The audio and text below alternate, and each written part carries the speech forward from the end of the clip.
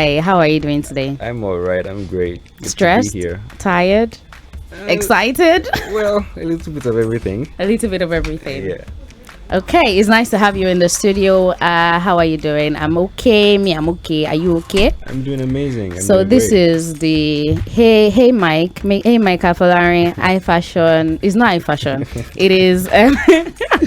What did I say the other time? I can't remember. I'm trying to remember. CEO or something. CEO, No. what do you say? CEO acting tia. Omo Afolarin go go.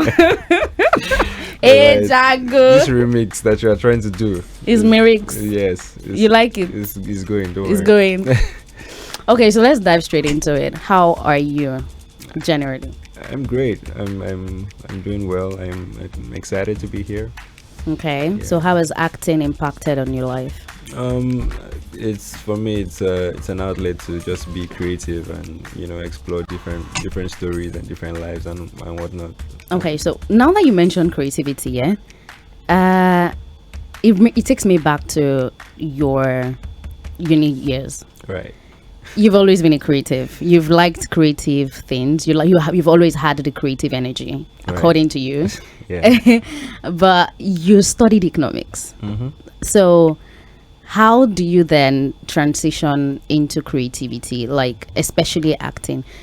I've seen your creative photos. I know you're a photographer. Right. I know that you like to be behind the camera. Sometimes you like to all the works. That's your thing, all the works. Everything. Yeah. So how do you then did you then realize that, okay, at this point it is time for me to get into acting? I don't know if there was any points like that in particular. I just had some idle time when I was in uni, and I started to explore like the creative side of things. Yeah, so there was a strike when I was in school, and I just had to find what to do, man, to kill time. So I started writing. I started, going to film sets. I started learning how to work the camera and edit and whatnot. And I figured, I really enjoy doing these things. So I just made a life out of it, man. Okay, so you always talk about Tolu Lotana in your interviews, and I would like for you to talk about him and how he has impacted outside of taking you to that one audition that gave you that line that made you realize, okay, this is what I want to do for the rest of my life. He's the first person that ever put me on any movie set. I started out my journey in the industry, like working with him, Okay. and learning and observing his processes. I was sitting in his meetings and just listen in on his sets. I would just watch and learn what the industry was about. So it was a fun time for me, and I really enjoyed what that was about and what that's helping me achieve right now.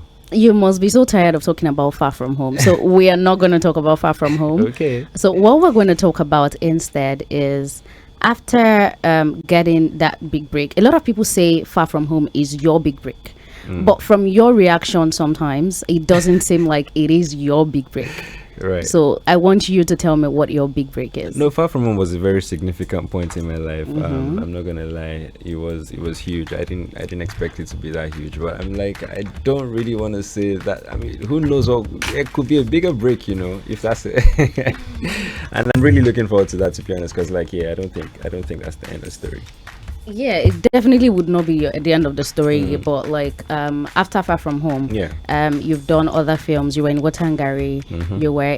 You are currently about this a movie that is currently about to drop, Red Circle, and you are in it. And so one thing I would like to know again is, how is your creative space? So when I see your creative space, what I'm trying to ask is, when you are about to get into a character, because one thing I've realized is you play different characters well, like you were made for it.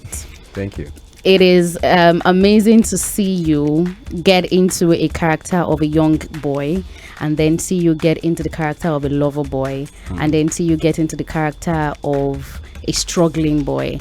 I understand that all of these things must have been because you connected to something from you, and then it helps you bring that part of you out. But characters that you've never played before, or situations that you've never found yourself in before, how would you bring yourself in to play this character? What's like the headspace you have to put yourself in? Can you walk me through the process? first thing I need when I'm trying to build any character is information. When like I just try to get as much information as I can, because the more I know about the character, the more I'm able to play the character accurately. So I'd go out, do some research on like if the character exists already, or if there's something or someone similar to who this character is. I do a lot of studying of this person or this character, and then I try to figure out what flavor I want to bring to it and how I want people to connect to it. And yeah, every time I get on set, I just play out the objective and the truth of the scene or of the moment.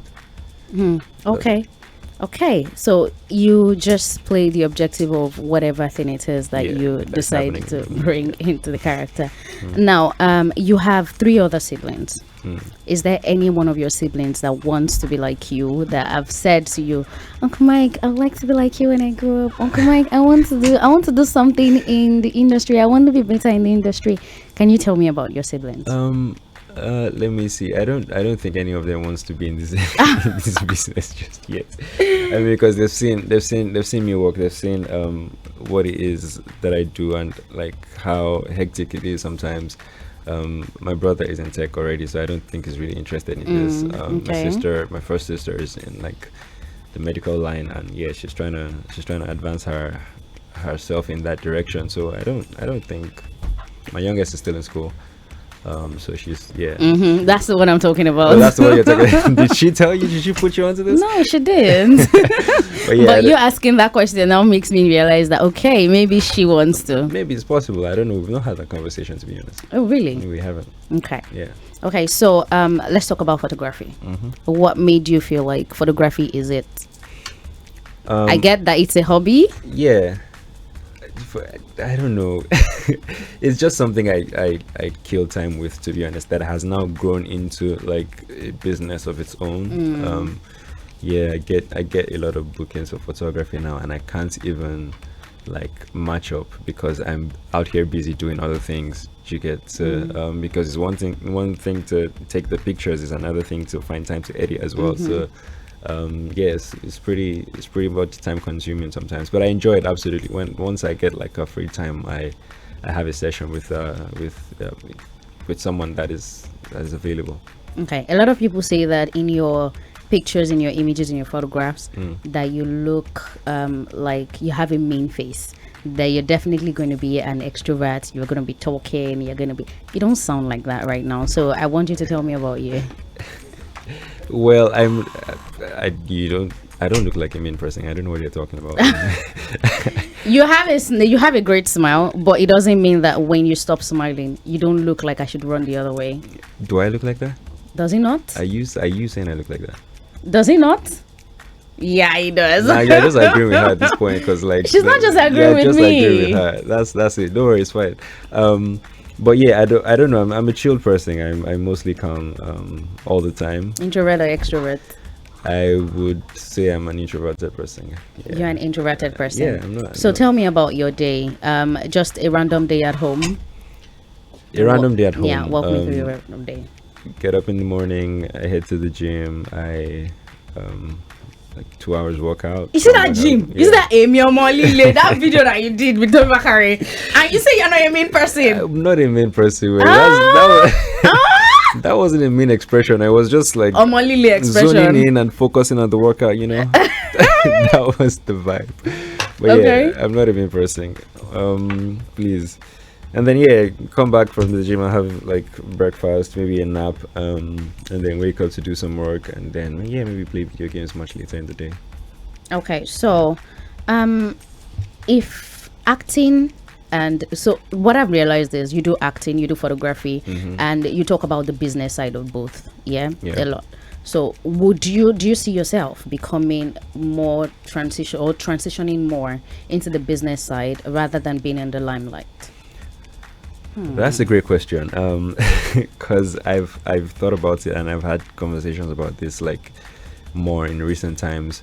Yeah, absolutely. I see that transition coming. I'm enjoying this right now, but I'm pretty sure, knowing myself, I'm probably going to get bored of this soon. I want to try something else. So yeah.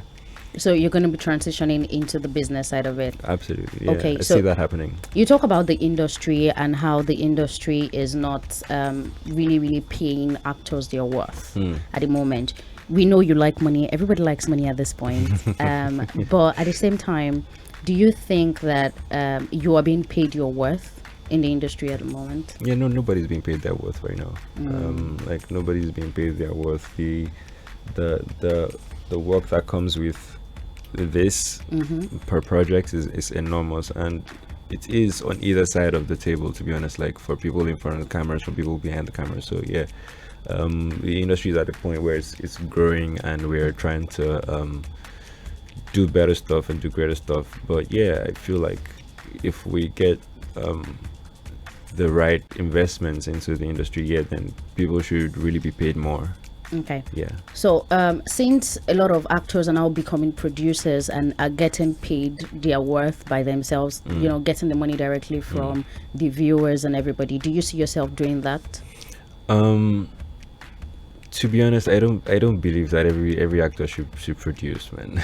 I don't believe that. Yeah.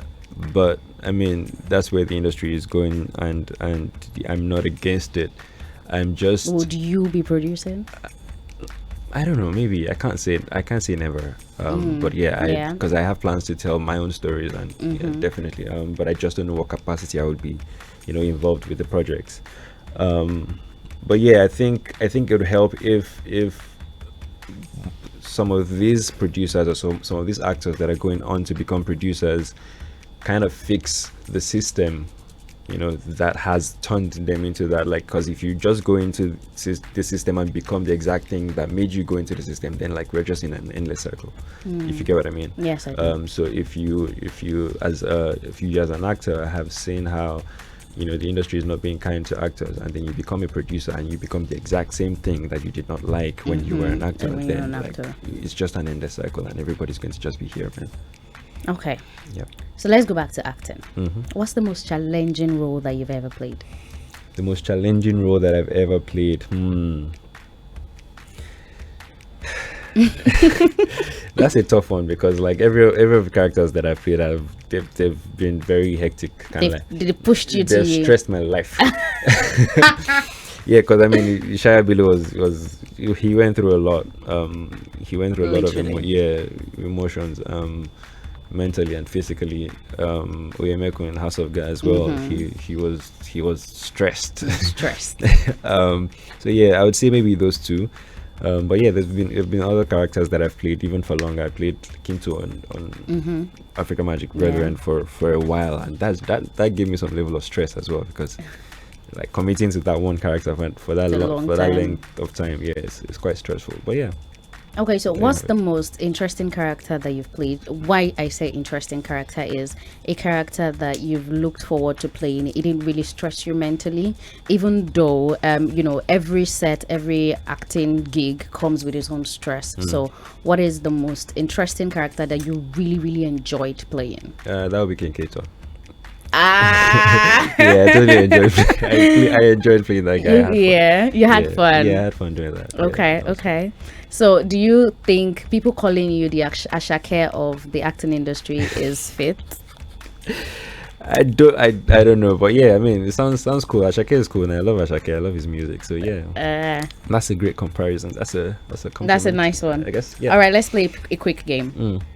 So I give you a word, and then you have to act your word, say a line, deliver a line off the top of your head.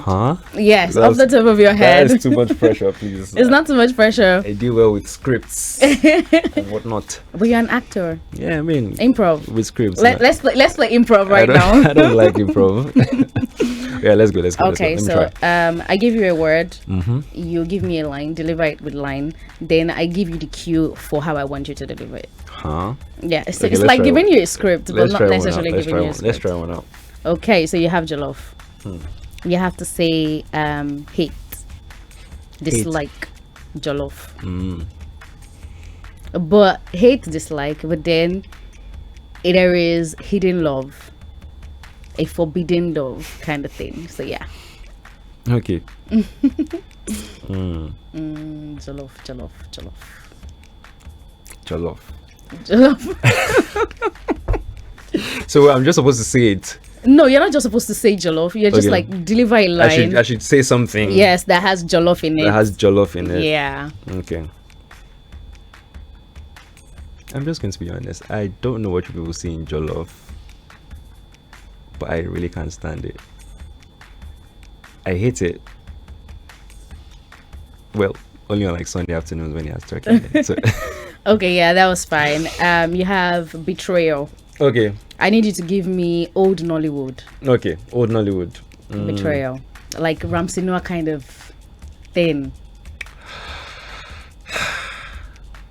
You betrayed me. That was so Ramsey Noah-ish. Yeah, it was more. Who? I don't know. It sounds more like Jamaica. Or maybe Saint Toby. Yes. You have love, and I want you to say it in like deliver a K-drama. I don't watch K-drama. You have to deliver a K-drama. I don't watch K-drama. I don't know what that is. Let me see. They always sound very, very melodramatic. Melodramatic? I don't know. Yeah, very subtle. Very. Okay, I'm listening. Very cool. I don't know. This is too funny. I love the sound of your voice in the mornings. You do?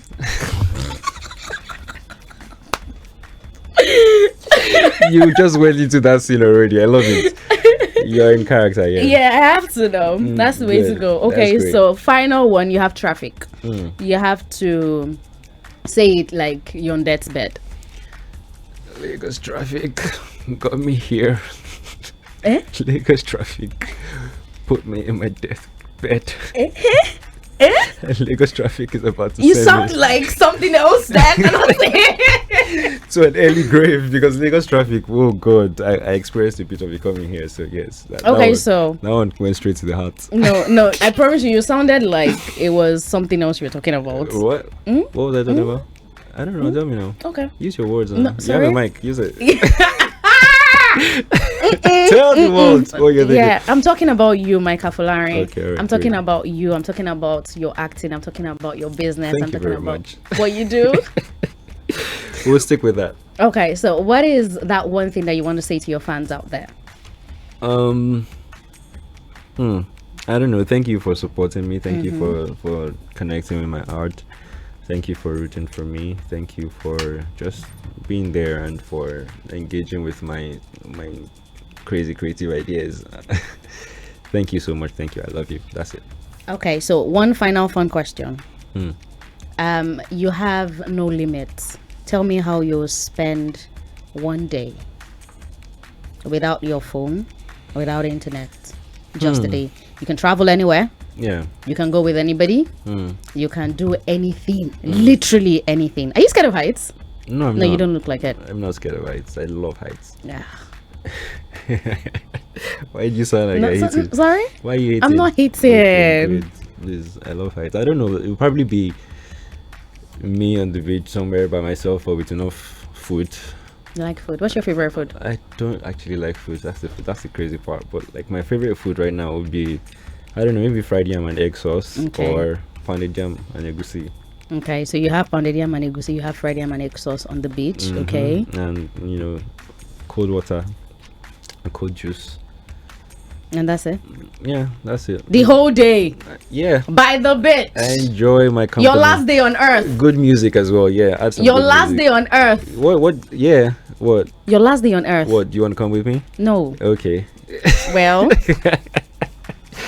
But yeah, I really enjoy my company, so yeah. All right, thank you so much for coming on this. I really appreciate it. Thank you for having me. And that is it. You've heard Mike Afolarin's voice. You've heard how good it sounds. You've heard him talk about his music, his business, what is next for him, and where is going, what he's doing, where he is. Hey Jago, hey Swali Baba, I greet you.